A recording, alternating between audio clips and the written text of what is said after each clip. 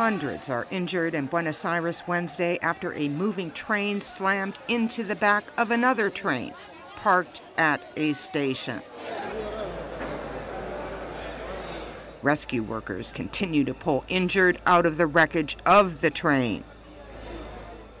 Local television stations are reporting that more than 500 people were injured and fatalities are likely. They're still taking people out of the second train car where the paramedics and firefighters are working. We've already transported over 300 injured people.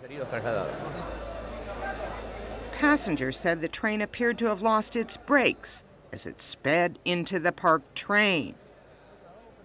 The accident occurred during the busy morning rush hour. Deborah Luderbeck, Reuters.